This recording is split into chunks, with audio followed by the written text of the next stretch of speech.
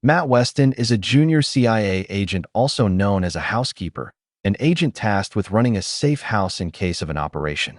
After a short vacation spending time with his girlfriend Anna, Matt returns to Cape Town to continue his duty, but after a year of housekeeping without any guests, he has become frustrated with his position and his lack of field experience, and is in communication with his superior David Barlow about a promotion.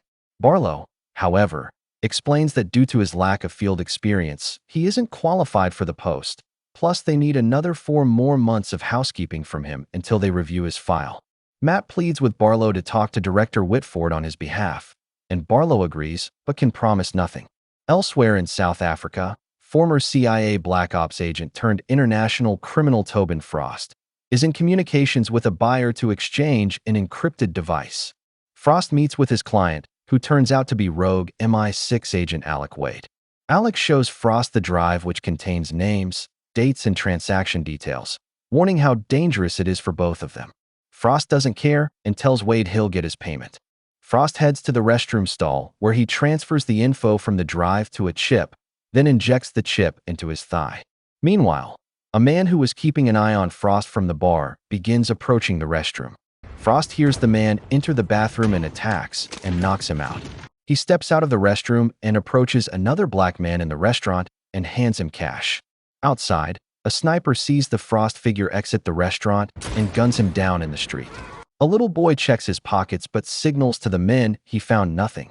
Meanwhile, the real Frost leads Wade at gunpoint out the back, suspecting he has set him up, but Wade denies this. The two get into his car and are leaving when Wade is suddenly shot and killed, forcing Frost to guide the car to a crashing halt.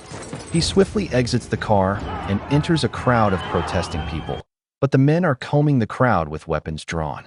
They spot Frost enter a market and are darting through the crowd to get to him, but Frost fires off shots, causing the crowd to panic and slow the men down and giving him a head start. Frost doesn't get far before he realizes he is being surrounded on the street. Frost sees the American consulate across the street and swiftly discards his fake passports and gun before dashing into the consulate, leaving the men frustrated. Soon, Langley is alerted to Frost being in custody, and Whitford wonders why he has surfaced after 9 years. He goes over Frost's background, and we learn that Frost was recruited in 1984 and was their best intelligence officer, an expert manipulator of human assets. Barlow thinks they should interrogate Frost now before he gets back to U.S. soil, and senior agent Catherine Linklater informs them she has organized an interrogation team arriving in Johannesburg in 2 hours. Meanwhile, Matt is at the safe house bored out of his mind when he hears the phone ring. He rushes to it and learns he has his first check-in after many months. While he prepares, he gets a call from Anna, who has no idea of the real work he does and reminds him of their date tonight. But Matt tells her he has some last-minute meetings and tells her he thinks he might be late. We then see a CIA extraction team arriving in Cape Town and soon pull up to the consulate to transport Frost to the safe house. Matt gets a security briefing about the asset and realizes this is no ordinary person. Soon the extraction team arrives led by Agent Kiefer, and Matt anxiously watches as they bring in Frost, and Matt recognizes him from his notoriety. Kiefer has Matt kill the cameras to the room for his interrogation, and Matt realizes they're about to do things the dirty way. Kiefer demands to know why Frost is in South Africa and everything about his operations, but the cool and collected Frost just stares at him blankly. The men then strap Frost to his chair and begin to waterboard him, and Matt is having a hard time watching what is going on. Frost survives the first round, but simply smirks at Kiefer. The men put Frost under once more, but he endures it again. Just as Kiefer asks for a blade, the power to the safe house is cut. The alarms begin to blare, so Kiefer and his men rush to grab their weapons and take up positions as they spot 12 heavily armed men approaching the safe house. Matt, caught in the middle of this, pulls his own pistol and finds a room to take cover in. Not long after, the door to the safe house is blown open, and the CIA agents are stunned by flash grenades. There is a heavy gun battle as the agents are pushed back by the heavily armed men. Inside his room, Frost is being guarded by a young Agent Miller and taunts him, telling him he just stepped into the real world, but Miller tells him he has things covered. Kiefer and his men are being pinned by gunfire, so he calls to Miller to give him backup. Miller hands off Frost's keys to Matt, leaving him in charge to keep watch. Matt is freaking out, but Frost tells him to calm down and put one in the chamber. Frost reminds him he has the keys and his duty to protect the house guest, but Matt just wants a moment to think. He checks outside only to see Kiefer being gunned down by one of the men and realizes he no longer has a choice but to move Frost. The gunman begins searching the safe house and come upon the empty interrogation room. Matt and Frost have escaped through a hidden door onto the street, where he stops a car at gunpoint and forces Frost to get into the trunk before speeding off. The men spot them speeding away and begin to give chase. Matt calls the ops center in a panic, telling them that everyone is dead. His call is transferred to Langley, and he tells them what happened and his plans to head to the consulate. Linklater demands satellite feed, but it's denied by National Recon. Whitford discreetly tells Linklater to buy them some time, so she tells Matt not to go to the consulate, but to get the guest off-grid and reconnect at 1800 hours.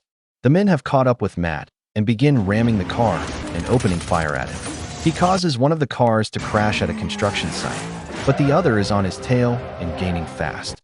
Meanwhile, Frost is working to find a way out of the trunk, enduring collisions and having to helplessly avoid gunfire. The chase leads onto a highway, and Matt is pushing the car to its limit. The gunmen gain on them and spray the car with bullets, but Matt jumps the curb into oncoming traffic, leaving the chasing men stranded.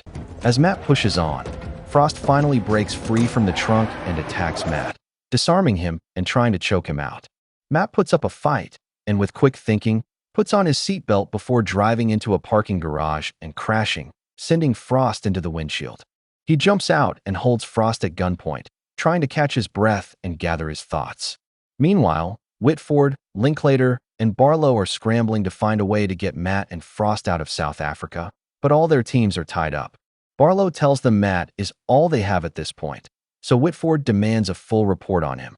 They soon get Matt's file, but also pull Anna's file, and Linklater sends a surveillance team to her apartment. Matt steals a car from the parking lot and forces Frost to drive them. There they finally introduce themselves, and Frost tells him what a party this is for his birthday as a housekeeper. He knows Matt plans to follow agency protocol and bring them to another safe house, but urges him to consider how the first safe house was hit. Whoever crashed the secure CIA location must have gotten insider information from someone up top, which means that Matt, and in extension Anna, will also become a target and will be the scapegoat if everything goes bad. Whitford also suspects there is a mole, and Barlow questions the credibility of Linklater's extraction team. We then see the leader of the mercenaries, Vargas, communicating with his employer, who reminds him he will not receive payment if the data is not retrieved. Matt brings Frost to an apartment and ensures he is secured with handcuffs before stepping out to catch his breath. He calls Anna, who is worried as she hasn't seen him, but Matt tells her he had some threats against his office. He directs her to look outside, where she sees a cop car, so Matt tells her to stay with a friend for a while until things blow over. He returns to Frost, who had overheard his conversation, and tells him there is no space for a real relationship in his line of work. Matt instead wants to know what the mercenaries are after, but Frost continues telling him that his lies to Anna will continue to add up, and in the end, he will leave her. At 1800 hours, Matt speaks with Barlow, who tells him he is on his own for the next 12 hours, but they have located another safe house for him outside the city and give him the directions to retrieve the GPS device containing its location. Matt asks them how Frost was found, but Barlow tells him they are working on that. Matt and Frost head to a busy stadium where the GPS device is located in a locker. Frost tells him he still has time to walk away, but Matt refuses to. The two head into the stadium, and Matt retrieves the GPS device, and they head back towards the car. Suddenly, Frost begins to yell for help, claiming he is being kidnapped and alerting some cops nearby. Matt tries to talk the cops down, even pulling his gun, but the cops take him down and arrest him. Matt is separated from Frost and taken to the police post. He tells them he is a cop and learns Frost was taken to the infirmary, but they soon see the infirmary staff knocked out. Matt spots Frost on the cameras and has no choice but to attack the cops left guarding him. He breaks free, grabs his backpack, using the police radio to divert the cops and clear a path for him. He lays eyes on Frost, who is disguised as a security guard, and pulls his gun, yelling at him to stop. A cop sees Matt and begins firing into the crowd, even hitting a woman, and Matt is forced to shoot him for him to stop. Matt takes off after Frost once more and sees him dip into a corner, but when he goes to check, Frost ambushes him and disarms him. Matt is forced to his knees, fearing he is going to die, but Frost fires a shot next to him, telling him he only kills professionals before disappearing. Linklater soon finds out Frost was in Johannesburg to meet Alec, a traitor in information, and now thinks Alec passed something on to Frost. Whitford wants to know what it is, and also demands an internal investigation into Kiefer and his team. Matt finds a restroom where he gets changed and cleaned up. He contacts Barlow, telling him Frost is gone and he had to take out a cop in self-defense. He wants to continue after Frost, but Linklater demands he turn himself in for debriefing at the consulate. Whitford then comes on the line, telling Matt he did a good job, but they'll take it from here, words which Matt recalls Frost warning him to listen out for when he is going to be burnt. Matt acknowledges the order, but is left in deep thought. Linklater thinks Matt is either corrupt or incompetent, but Barlow reminds her that her team folded at the safe house. Whitford orders them both to Cape Town personally to find Frost. We then see Frost removing the chip from his body and putting it inside a bag. He then shaves his head and snaps photos of himself. Matt and Anna secretly meet up where he confesses that he has been lying to her and comes clean to her about his job at the CIA. He is worried for her and wants her to leave, handing her tickets to Johannesburg. He is hesitant to go, but Matt urges her, reminding her that he loves her. After she leaves, Matt recalls Frost trying to head to another township called Langa and logs into his CIA database from an internet cafe to find who he may be meeting. Langley is alerted to his login, and they watch as Matt pulls up the profile of Carlos Viller, a document forger, but he logs off before they can pull his report. Frost arrives in Langa where he meets Viller, who introduces him to his family. Then the two share a bottle of wine. After, Frost hands Viller the chip, which he accesses. There they see transactions to agencies including the CIA, and Frost plans to use it to get rich. On the flight to Cape Town, Linklater thinks Matt is trying to flee the country, but Barlow tells her he knows Matt and knows he is trying to do the right thing. Matt tracks down Viller's location. Inside, Viller has completed Frost's documents. He warns Frost not to go through with this when he is suddenly shot. It is Vargas and his men who have arrived, and Matt, who heard the gunshots, rushes to the scene. Vargas's men kill Viller's wife and eventually gun him down as well. Frost escapes to the roof under heavy gunfire, trading bullets with Vargas, who is chasing him. Matt spots him, takes out a shooter before jumping into a truck to catch up to Frost. Vargas falls through a roof, but despite this, catches up to Frost and trips him. Frost attacks and disarms him, and the two begin to square off, but Frost beats him back and escapes gunfire once more. Matt catches up with him, laying down gunfire long enough for Frost to jump in, and they escape. Frost is pissed, but as he asks how Matt found him, they are blindsided by a van. The two are forced to escape on foot as the shooters chase after them into a building. Frost and Matt lay wait for the men who come searching, and when they come close, they launch their attack. They fight off the shooters well, but during the battle, Frost gets shot, and it isn't looking well. Matt fights off his attacker and manages to shoot him in the leg, dropping him. Matt demands to know who they are working for, trying to beat the answer out of him and threatening to kill him if he doesn't talk. Frost stumbles down the stairs to Matt, and hears when the man confesses that they were sent by the CIA, leaving Matt shocked and confused. Matt and Frost take refuge inside a pharmacy where Frost is attending to his wound. He tells Matt never to kill innocent people and recalls an innocent air traffic controller so Black Ops could crash a plane carrying a whistleblower, and it haunts his memory. Matt still plans to take him in, but a weakened Frost tells him good luck. The two are headed to the safe house with Frost laying limply in the front seat.